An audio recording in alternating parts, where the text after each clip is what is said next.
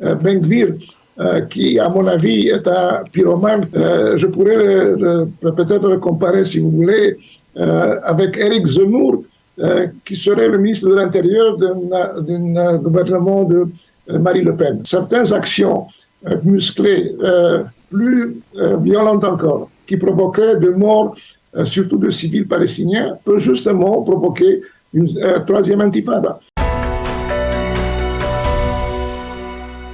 Nous sommes en ligne avec le professeur Élie Carmon. Élie, bonjour, Boker Tov.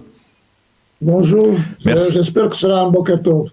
Oui, nous l'espérons aussi, bien entendu. Et nous voulions revenir avec vous sur les attentats qui se sont produits ces derniers jours, mercredi dernier en particulier, avec ce double attentat à Jérusalem. Je voudrais savoir, qu'est-ce qui a, pourquoi cet attentat a particulièrement choqué, on va dire, l'opinion publique israélienne, et en quoi cet attentat modifie d'une certaine manière la donne dans la lutte contre le terrorisme? Il faut donner un peu le contexte. Depuis le début de l'année, il y a eu une série d'attentats de plus en plus sérieux. Et cela inclut des attentats en Israël par des Arabes israéliens dans les grandes villes, à Tel Aviv, à Beersheba et aussi à Bnei Brak. Et il y a eu plusieurs morts, 30 morts, je crois, israéliens en total. Et on a découvert qu'il y a un nouveau groupe, soi-disant, ce sort de groupe self-organisé, la Cage de Lion à Naplouse, et que les militants dans le camp de Jenin continuent à être pratiquement indépendants de l'autorité palestinienne qui ne peut pas contrôler la ville. Et donc, il y a une spirale de violence de plus en plus importante.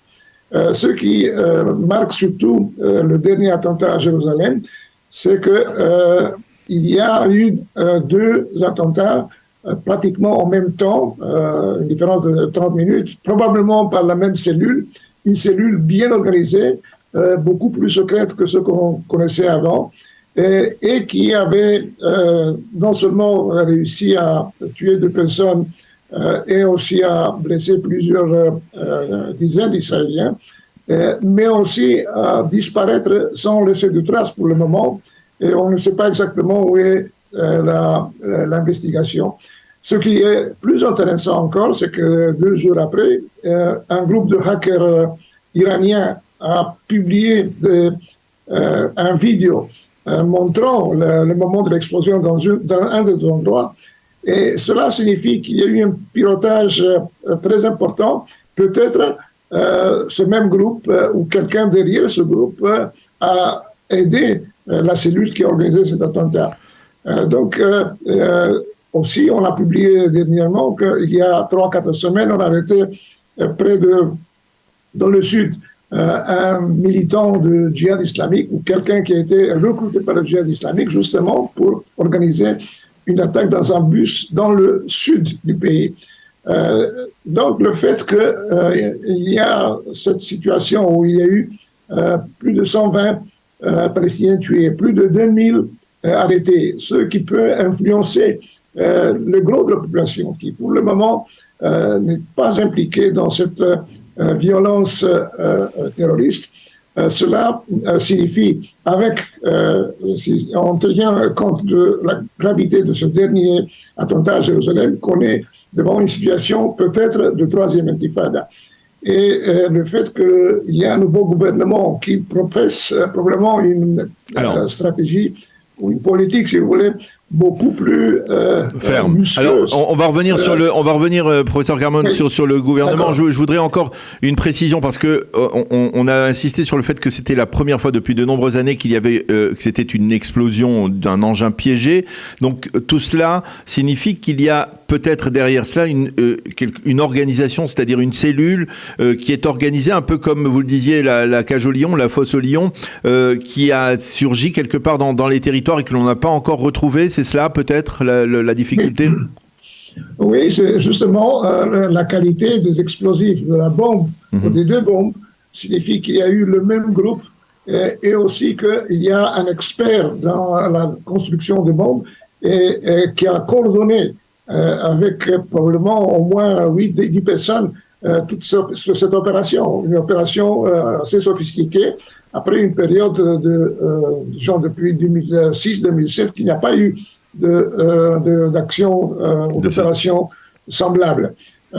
Et on ne sait pas pour le moment qui est derrière cela. À un certain moment, j'avais pensé peut-être, et ça c'est possible encore, que c'est le Front populaire de la relation de la Palestine qui est derrière cela, parce que 3 jours avant l'attaque à Jérusalem, il y a eu une tentative d'attaque en Samarie, au nord de la Samarie, avec une voiture piégée, aussi probablement un piège beaucoup plus sophistiqué, et dans la voiture qui a été trouvée près d'un poste de Tzahal, on a trouvé un drapeau du Front populaire de la libération de la Palestine.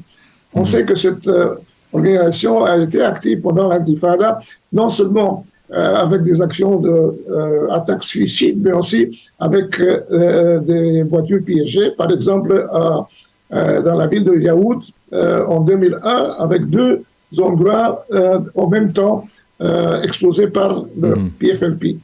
Alors, il y a aussi la possibilité que c'est l'Iran qui est derrière cette action, qui a réussi, comme par exemple à la fin de la deuxième intifada, à recruter des cellules. Cela inclut des cellules de Fatah ou des individus de Fatah en les payant $9,000 pour chaque attentat. Avec l'action de ce pilotage iranien, je crois que peut-être cette version est encore plus plausible. Eh bien, alors, dans ce contexte, la question qui se pose, effectivement, vous commenciez à en parler, c'est de savoir, est-ce que c'est la nomination prochaine d'un gouvernement qui va, selon vraisemblablement, avoir une politique plus musclée, qui suscite, on va dire, ce type d'attentat, comme certains l'ont dit, ou alors, est-ce que quelque part, de ce gouvernement, avec un nouveau ministre de la Sécurité intérieure, eh bien, peut lutter de manière différente contre le terrorisme, de manière différente par rapport à ce qui a été fait jusqu'à présent? Non, au contraire, je crois que cette tentative peut-être du nouveau gouvernement et surtout du ministre de la Sécurité nationale, Ben Gvir, qui à mon avis est un pyromane qui est responsable maintenant pour éteindre le feu, je pourrais peut-être le comparer, si vous voulez, avec Éric Zemmour, qui serait le ministre de l'Intérieur d'un gouvernement de Marine Le Pen. Okay? Et le fait que le contexte du terrorisme local est en spirale, certaines actions musclées, plus violentes encore, qui provoqueraient des morts, surtout de civils palestiniens, peuvent justement provoquer une troisième intifada. C'est ça la grande menace, si vous voulez.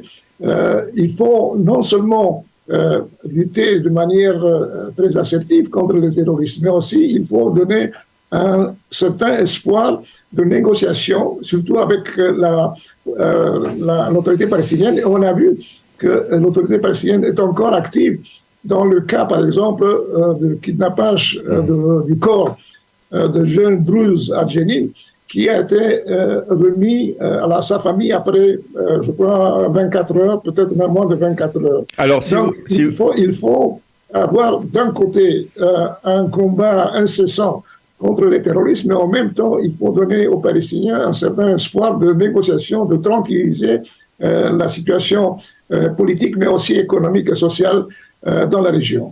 Est-ce que le fait que l'autorité palestinienne est, comme on dit, très affaiblie, que Mahmoud Abbas ne semble même plus véritablement contrôler ses troupes, est-ce que c'est propice justement à un développement de cellules qui soient indépendantes, autonomes, qui ne sont ni contrôlées par le Hamas, ni par le Fatah, ni par le djihad? Écoutez, je ne crois pas que vraiment, par exemple, la cache de Lyon était indépendant. Parce que dès le début, on nous a dit, c'est-à-dire de sources de services d'information militaire, que le financement a été fait par le Hamas. Et le type qui était responsable pour le passage d'argent à ce groupe a été arrêté. Donc il faut toujours prendre en compte que par le passé aussi, ces choses étaient beaucoup plus complexes qu'on présentait si vous voulez, à la population ou aux médias, qu'il y a peut-être une sophistication plus grande du côté du Hamas, du djihad islamique, qui ne veulent pas être d'ailleurs être attaqués à Gaza, mais en même temps, ils développent, si vous voulez, une stratégie d'être beaucoup plus